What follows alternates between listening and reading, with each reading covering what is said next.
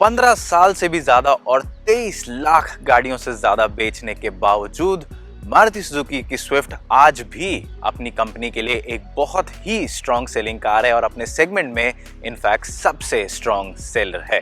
अब पिछले कुछ सालों में अगर देखा जाए तो काफी सारी नई गाड़ियां इस सेगमेंट में उतर आई हैं और खासकर जो टर्बो चार्ज कार्स आ रही हैं उन्होंने गेम को काफी बदल दिया है, लेकिन स्विफ्ट काफी टाइम से अनचेंज रही है और अब मारुति सुजुकी ने स्विफ्ट को एक मच नीडेड फेसलिफ्ट दिया है।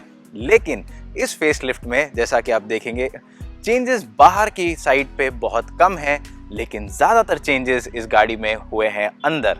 और ये चेंजेस क्या है, इनसे क्या आपको फ़र्क पड़ेगा, क्या इसकी कॉस्ट में चेंज आया है और क्या फाइनली स्विफ्ट अभी भी अपने कंपटीशन को फेंड ऑफ कर पाएगी या नहीं, आइए इन सारे सवालों का जवाब आपको देते हैं।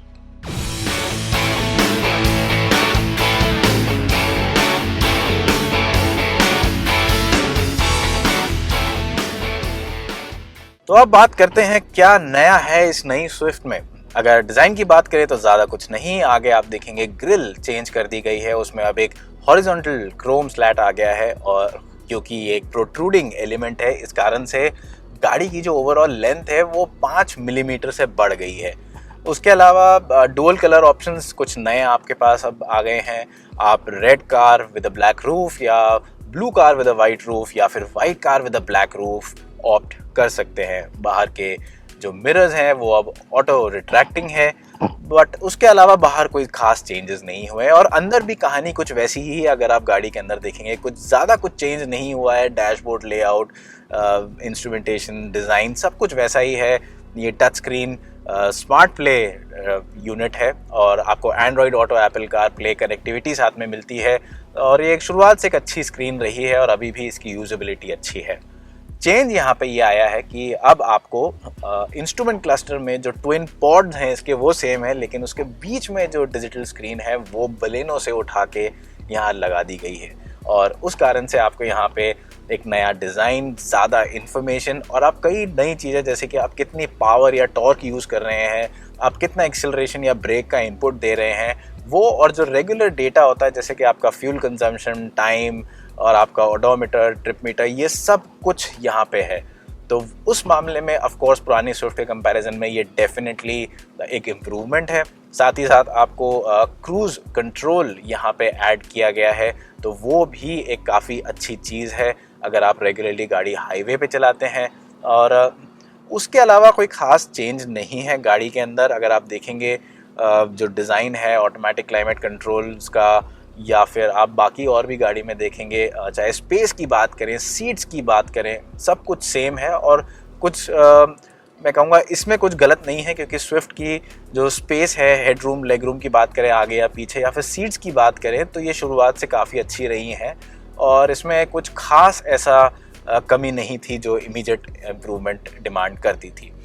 लेकिन एट द सेम टाइम कुछ चीज़ें स्विफ्ट में ऐसी थीं जो मेरे हिसाब से मारुति को इस अपडेट में चेंज करनी चाहिए थी स्विफ्ट में, जैसे कि पीछे वाली सीट पे आर्म रेस्ट अभी भी नहीं है, पीछे रेयर एसी वेंट्स अभी भी नहीं है और ये कुछ ऐसी चीज़ें हैं जो मेरे हिसाब से कम इस अपडेट में इजीली फिक्स हो सकती थी, लेकिन हाल फिलहाल नहीं की गई हैं।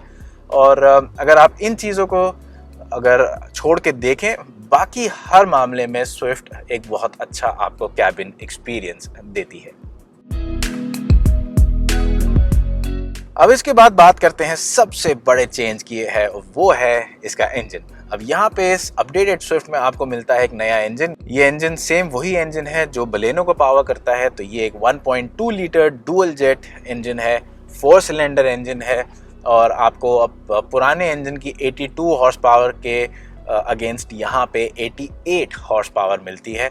तो वो स्लाइट बम्प इन पावर जो है उसको अगर आप रोड पे गाड़ी चलाते हैं वो महसूस भी किया जा सकता है। पुरानी स्विफ्ट के कंपैरिजन में ये नई स्विफ्ट थोड़ी सी ज़्यादा एनर्जेटिक, थोड़ी सी क्विक ऑफ द लाइन महसूस बिल्कुल होती है। अगर आप गियर बॉक्सेस की बात करें तो गियर बॉक्स ऑप्शन सेम है, 5 स्पीड मैनुअल या फिर 5 स्पीड AMT। हम चला रहे हैं अभी AMT और AMT की पेयरिंग बहुत अच्छी तरह से करी गई है इंजन के साथ। एक यूजुअल जो AMT में एक लैग होता है शिफ्ट्स के बीच में जैसे, या फिर जो हेड नॉड्स हम कहते हैं, वो काफ़ी कम है इसमें। तो आपको जो मिलता है एक बहुत ही अच्छा रिफाइंड ड्राइविंग एक्सपीरियंस मिलता है। एंड साथ ही साथ आपको ये बता दूं कि जबकि पावर बढ़ गई है, फ्यूल एफिशिएंसी कम नहीं हुई है। फ्यूल एफिशिएंसी जो है इसकी बढ़ गई है। और क्लेम फ्यूल एफिशिएंसी की बात करें, खासकर अगर इस AMT वेरिएंट की बात करें, तो पुराने मॉडल के कंपैरिजन में करीब करीब 2 किलोमीटर पहले से बढ़ गई है। तो आज के टाइम पे जब पेट्रोल की कीमतें आसमान छू रही हैं, आई थिंक ज़्यादा माइलेज बिल्कुल एक ऐसी चीज़ है जो सभी लोग अप्रिशिएट करेंगे। तो आई थिंक उस हिसाब से अगर आप देखेंगे, काफ़ी रिफाइंड इंजन है, वाइब्रेशंस बहुत कम है, आवाज़ नहीं आती है। वो एक बहुत बड़ा एडवांटेज है इसका अपने राइवल्स के ऊपर जो टर्बोचार्ज 3 सिलेंडर इंजन होते हैं। लेकिन उसका एक डाउन साइड ये है कि जो इसकी पावर है उसको पूरी तरह से एक्सेस करने के लिए आपको करीब करीब 3,500 से 4,000 RPM के बीच में होना पड़ता है, और वहाँ तक पहुँचने में थोड़ा टाइम लगता है। तो वो जो क्विक इंस्टेंट पावर डिलीवरी है, वो थोड़ा सा इसमें एक फील, वो चीज़ ये स्विफ्ट लैक करती है। लेकिन वंस आप सही पावर बैंड में हो तो चलाने में काफ़ी अच्छी गाड़ी है।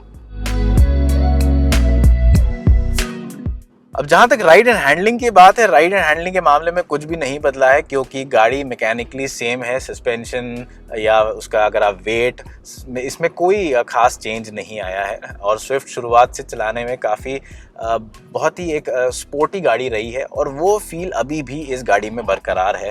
कॉर्नर्स आप आराम से हाई स्पीड पे ले सकते हैं, स्ट्रेट लाइन स्टेबिलिटी बहुत अच्छी है, राइड क्वालिटी भी इसकी काफ़ी अच्छी है। थोड़ी सी फर्मर साइड पे है, लेकिन तब भी उसके बावजूद स्लो स्पीड्स पे कोई खास बहुत ज़्यादा जो झटके हैं कैबिन के अंदर नहीं ट्रांसफ़र होते।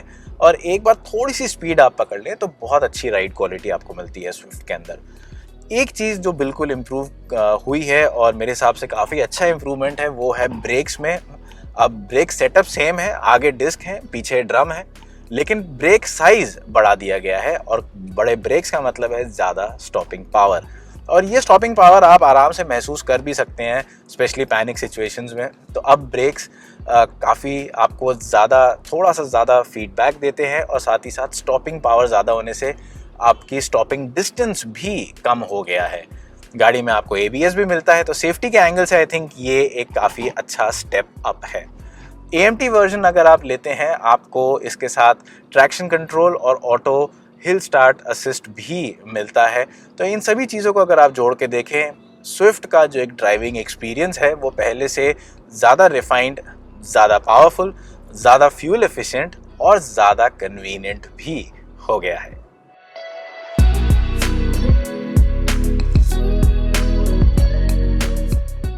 तो अपडेटेड मारुति सुजुकी स्विफ्ट पहले से अब ज़्यादा पावरफुल है, लेकिन उसके बावजूद माइलेज ज़्यादा देती है, और अब इसमें कुछ नए फीचर्स भी आ गए हैं।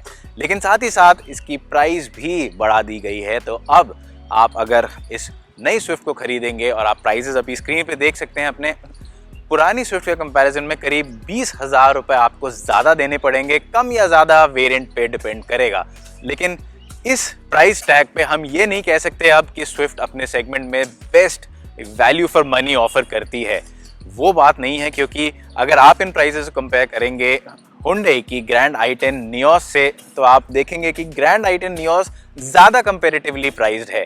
But at the same time Swift शुरुआत से एक बहुत ही हैसल फ्री और चलाने में एक अच्छी कार रही है, और आज भी वो एक्सपीरियंस ऑफर करती है, और अब पहले से भी ज़्यादा बेटर और नए फीचर्स के साथ। लेकिन भले ही ये गाड़ी अपने सेगमेंट में बेस्ट वैल्यू फॉर मनी ना दे, लेकिन अभी भी हमारी पूरी एक्सपेक्टेशन यही है कि ये अपने सेगमेंट में टॉप सेलर ही रहेगी, क्योंकि इस गाड़ी में वो एक चीज़ है जो और किसी गाड़ी के पास नहीं है, और वो चीज़ बहुत सारे इंडियन बायर्स के लिए मैटर करती है, और वो है ये बैज, क्योंकि स्विफ्ट एक मारुति सुजुकी है।